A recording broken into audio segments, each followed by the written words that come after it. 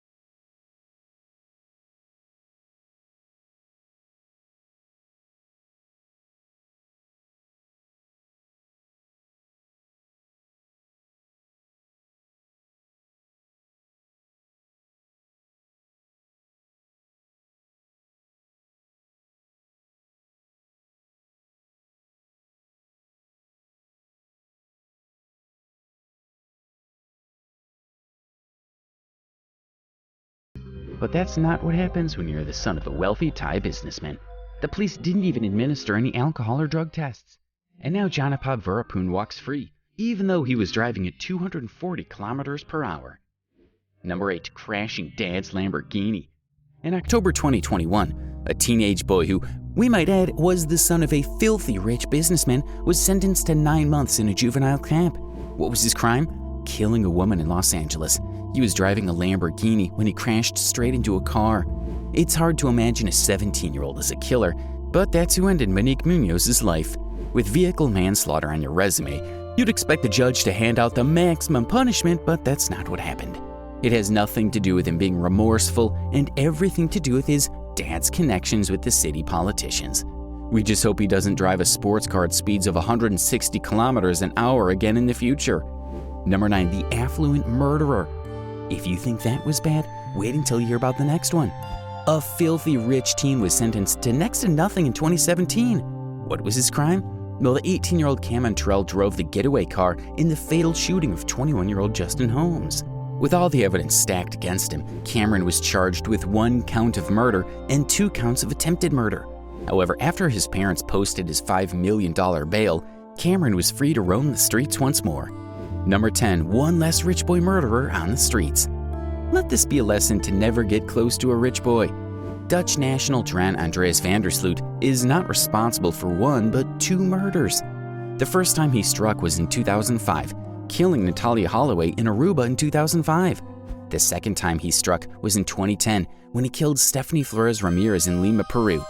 With the kind of money that Dran came from, he thought he could easily escape justice. At least he did the first time. There was substantial evidence to prosecute him for Natalia's murder. Not to mention that his filthy rich dad had managed to use his many connections to bail him out. However, with Duran committing a second murder, Daddy's money was no longer enough. He was dragged all the way back from Chile and made to stand in front of a judge in Peru on January 13, 2012, who ended up sentencing him to prison for 28 years. That's one less rich boy terrorizing the streets. Alright, that's a wrap for this video. Which of these stories did you think were the most unhinged? Do you have any of your own you'd like to share? Let us know in the comments section below.